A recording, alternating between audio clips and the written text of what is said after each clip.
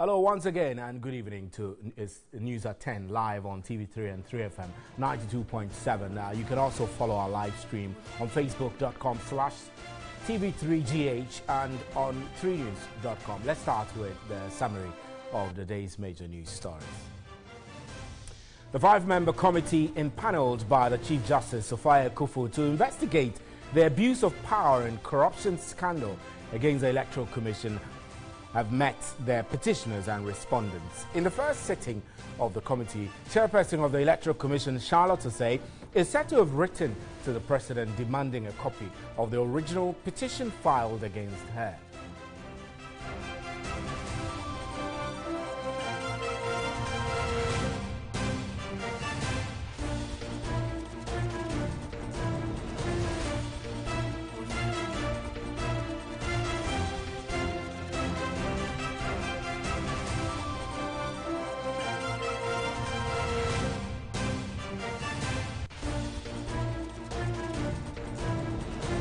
And President Akufo-Addo says selfless leadership and strong policies are key factors in enhancing the implementation of the Sustainable Development Goals.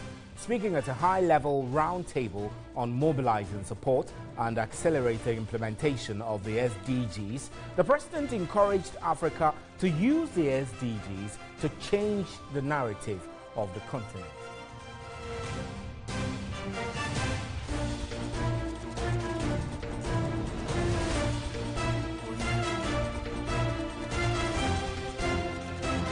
The Chief Executive Officer of the Bui Power Authority, Fred Owari, has indicated plans are underway to merge the Bui Power Authority with the Volta River Authority, VRA.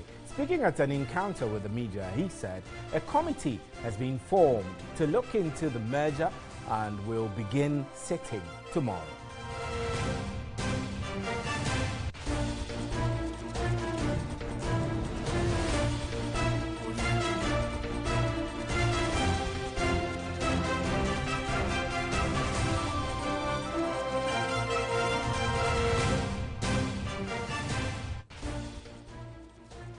And 5 female students of a St. Martin's Senior High School have been detained by the medical doctor at the Nsawam Government Hospital, Dr. Kofi Ablo. This is to enable the hospital cross-examine the 5 who were sent to the hospital after they collapsed. Meanwhile, Assistant Headmaster of the school, John Atta Kofi Okpante, explained a counseling session for students is underway.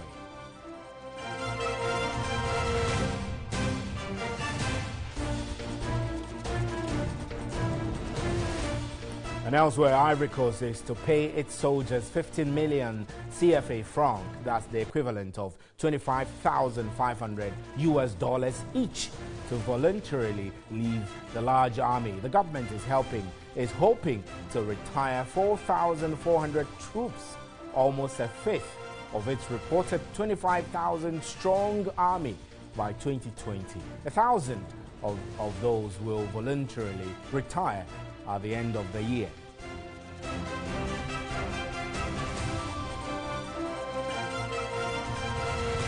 And a man detonated a pipe bomb strapped to his chest near the Port Authority bus terminal in New York City Monday, injuring himself and 3 others in an incident that Mayor Bill de Blasio called an attempted terrorist attack. New York Police Commissioner James O'Neill identified the suspect as 27-year-old Akaid Uta, who was being treated for burns and wounds in a nearby hospital under police custody.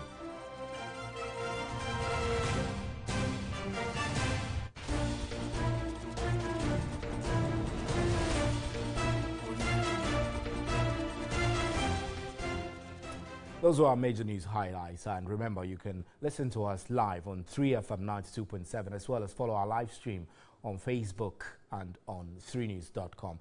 To our very first story, the 5-member committee impaneled by the Chief Justice Sophia Akuffo to investigate the abuse of power and corruption scandal against the Electoral Commission have met the petitioners and respondents. In the first sitting of the committee, Chairperson of the Electoral Commission, Charlotte Osei, is said to have written to the President demanding a copy of the original petition filed against her. The 5-member committee is chaired by Supreme Court Judge Justice Benin, 2 Courts of Appeal judges, as well as 2 other members nominated by the Council of State. The request for the original copy of the petition from the presidency by the chair of the commission, Electoral Commission, is said to have been necessitated by failure of the Chief Justice to respond. This, she said, is a breach of her constitutional and legal rights, which she finds inappropriate.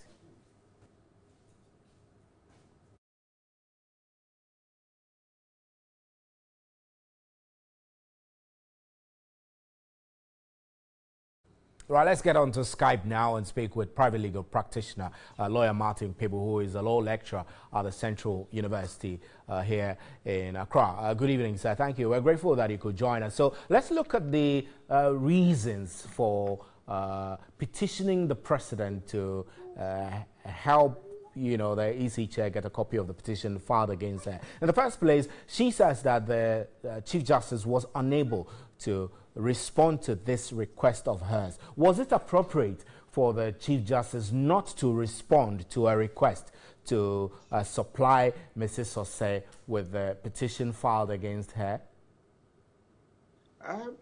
I should say that indeed it would be extraordinary that Mrs. Osei would not be given a copy of the petition. That is not our law at all. Fundamentally, when a person is sued, that person has a right to receive a copy of the allegations against him or her. So for me, I would say that I would prefer we hear directly from the Chief Justice's office as to the veracity of this claim. Right. Because it's basic. It's basic. If you don't receive a copy of the allegations, you cannot move the case forward. So it means that it's in order for Mrs. Osei to demand that she be given the copy under the circumstances, and she's now petitioning the President of the Republic. Is that also normal? I mean, for her to bypass the Chief Justice and go to the President to request a petition which should have originally been supplied her by the justice system? Yes, what I should say that's also very strange. The request to the president is also strange because, as it were, the president passes on the petition, from the Constitution. As soon as he receives it, 146, he would pass it on. You see, so that's forwarded to the Chief Justice's office. So it means that the proper place to obtain a copy of the petition is the office of the Chief Justice. So now let's look at the substance of the allegations. Perhaps not the substance, but under the circumstance, the committee is expected to start their sittings, and evidence will be collected. The respondents will be heard, etc., etc. Can you tell me, from the legal standpoint, what the processes will entail? Will it just be interviews and cross-examinations? That is the bulk of the job, yes. Interviews and cross-examinations, yes, because that is our system for eliciting evidence. That is the way to go about it in order to help the panel to be able to make a determination whether the allegations hold water or not. But apart from that, the panel is also empowered by the Constitution to investigate. So they have investigative powers. So in the event that they are not satisfied with the questions and answers that counsel have asked, they also have powers to investigate as they deem fit. So they would pose questions that would enable them to receive answers that they determine would help in coming to the truth. Yes. So at this stage, I reckon that everyone will be in the know of who the petitioners really are. I mean, I recall that earlier when the petition against her was filed, there were concerns. She was concerned that these people were faceless. But at this point, I reckon that she may already know who filed the petition against her. I don't think it's that straight. She may not know because right now, to the extent that she's claiming that she has not received a copy of the petition, it is possible that she may not know because it is the case that they say at a point they had about 17 petitioners.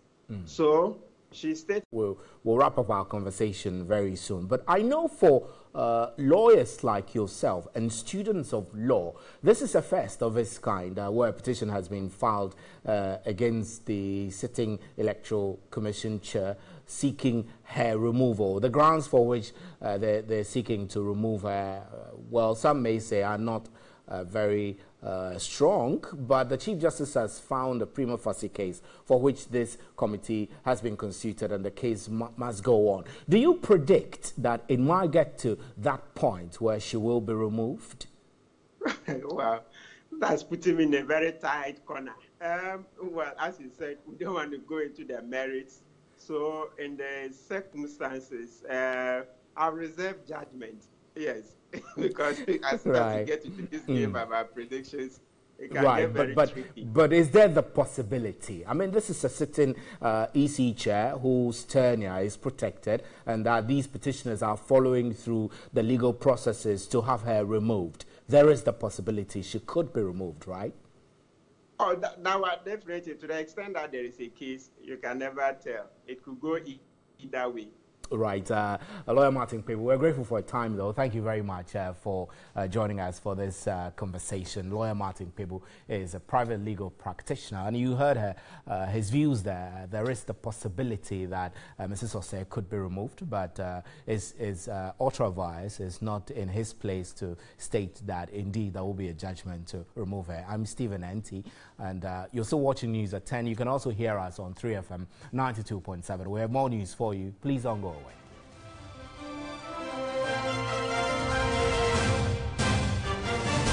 The analysts are joining us on the telephone lines, on Skype. I beg your pardon. Good evening, sir. Thank you extremely for your time. So another worrying situation where criminals, I would call them, fire indiscriminately into places where market women are gathered. This is one too many, wouldn't you say? Sure. Thank you very much. Good evening to cherished viewers. Just like you said, one too many. The truth is that we've had too many of these incidents gone. Probably those who perpetrated this, most of these crimes are usually not brought to book. And so usually what you would realize is that you would have every other day there would be some gun violence somewhere. And one would have thought that after the arrest and the seizure of these arms and ammunition that were about entering the same, enclave, the police would have increased their surveillance around the area.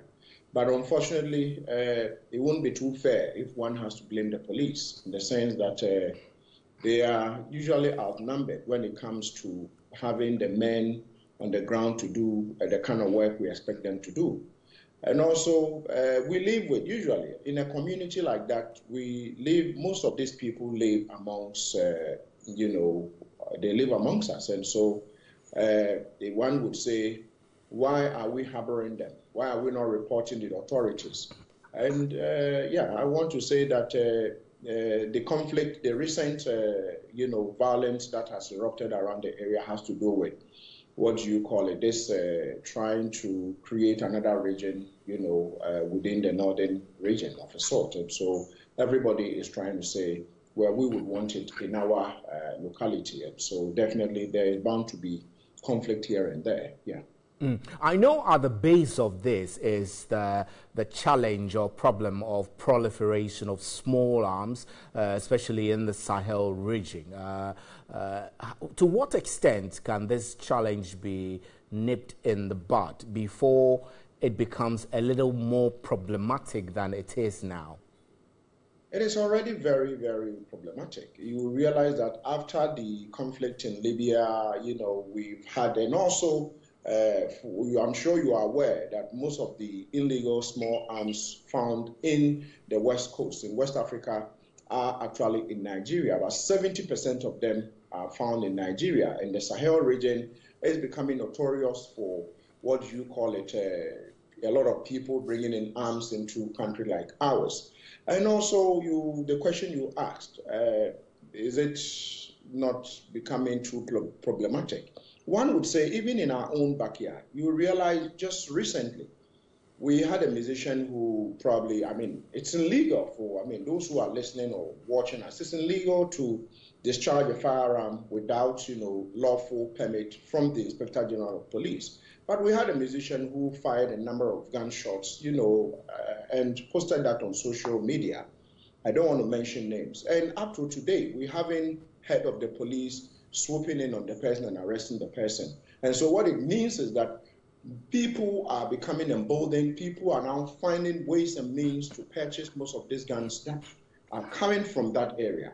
And so one would say that the economic, the sub-regional groupings, AU, I mean, this issue about illegal arms within probably Africa, within the sub-region, it's something that one country cannot deal with. And so we'll need the collaboration, an effective collaboration between, what you call it, the sub-regional grouping, the continental grouping, to be able to nip this in the bud. But unfortunately, it's I don't know whether it's going to happen, but our leaders or the leadership of this unions or groupings are not doing much to be able to get out, this illegal arms from the hands of people. And so what you're saying is suggestive. What you're saying, Mr. Bona, suggests that it is your view that our security agencies are not on top of the trade of intelligence gathering because they possibly are not doing well. Is that what you're suggesting? Exactly, because if you realize after the seizure, I mean, they were lucky they had a tip-off and they arrested these guys with the 6 pump actions with a lot of ammunition.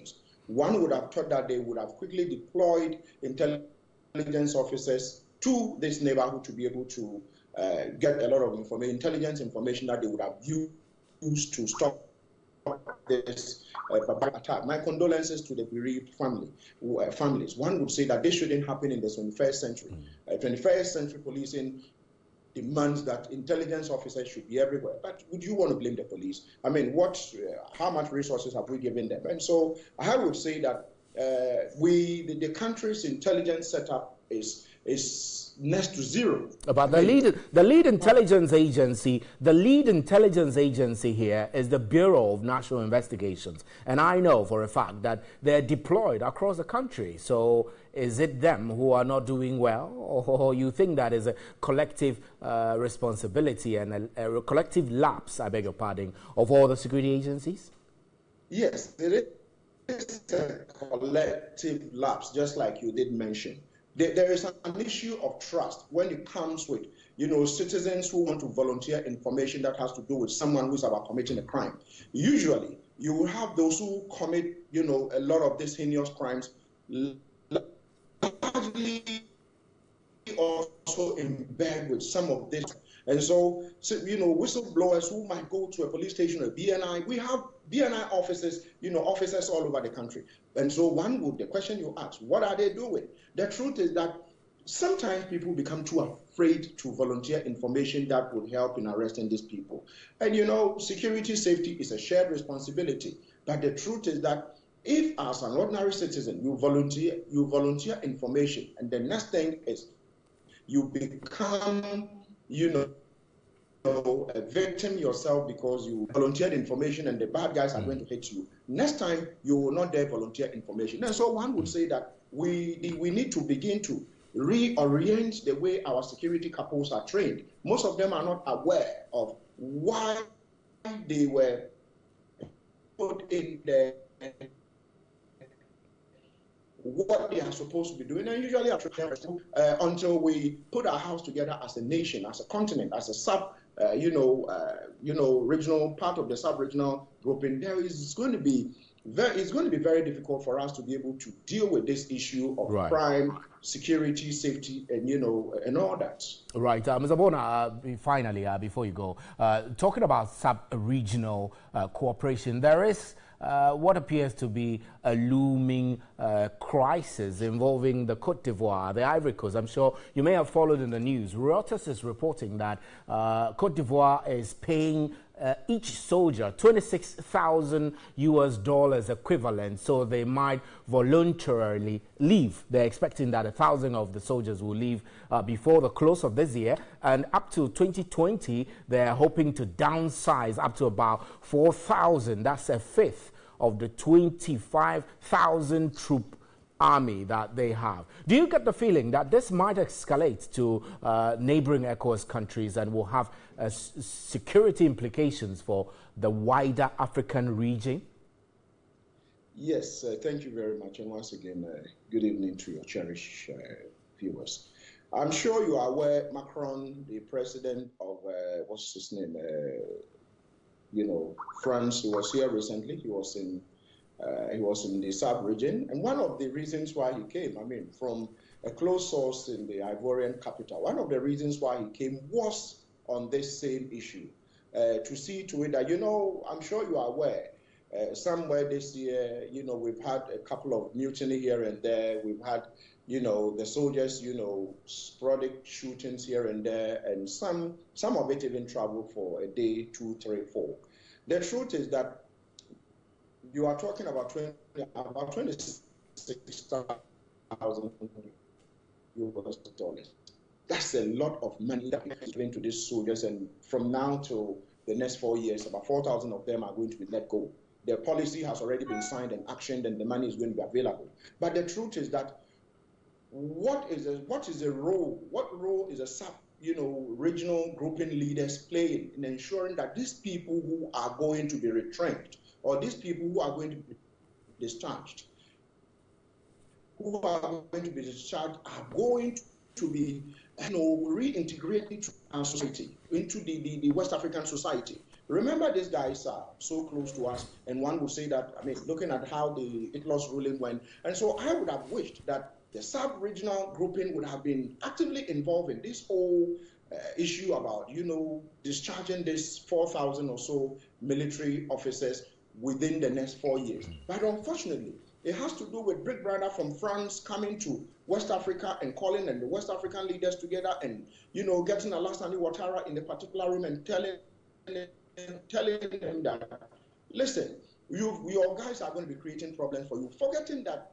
Ivory Coast is not an island on its own. Ivory Coast belongs to the sub-regional grouping, and one would have wished that it should have been a decision backed by ECOWAS. But unfortunately, it is a decision that the Ivorians have taken, backed by France. And when they come in from wherever they are to come and say, do this and do that, and when trouble begins to brew, they run fast and leave us to deal with our own trouble. So I would have wished that our leaders would have been more involved in the decision. Adam Bona, we're grateful for your time.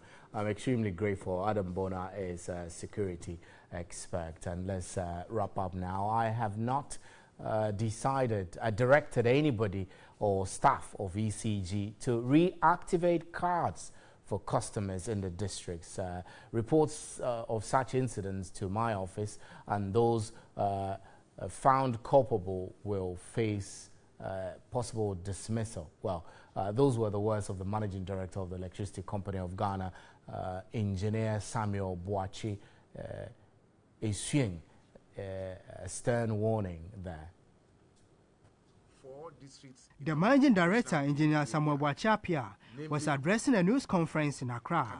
It was to explain the work the Electricity Company of Ghana had done since its built operating transfer system failed. So far, it has cleared 41,490 customers out of the 300,000 customers on its system. Those affected were located around Kaneshie, Dansoman, Achimota, and Kolebu. Currently, most of those affected have been cleared, and the ECG says it is hoping it will complete the exercise by the close of this week. However, some customers and media reports suggest that the ECG officials are moving through the districts to reactivate cars for them. But the Managing Director of ECG, Engineer Samuel Boakye, warned those officials to desist from that. Fix lights for anybody, any customer who has this challenge. ECG has not authorized anybody to do that. If any such has come to your attention, we'll be glad to receive the reports and the details so that we act swiftly on it. Of major concern to Ghanaians now, whether the ECG would compensate customers affected by the problem. But the managing director said customers who present their complaints would be considered.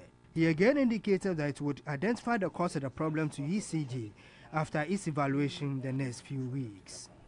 Indicated that we will definitely assess the situation, whatever has happened, and do a comprehensive, review and cost of, what has happened. Right, Engineer Boakye issuing a stern warning. I am Stephen Enti, and that's where we wrap up with News at 10. Thank you for making time. There is more news at 3news.com, and on behalf of the crew here, good night.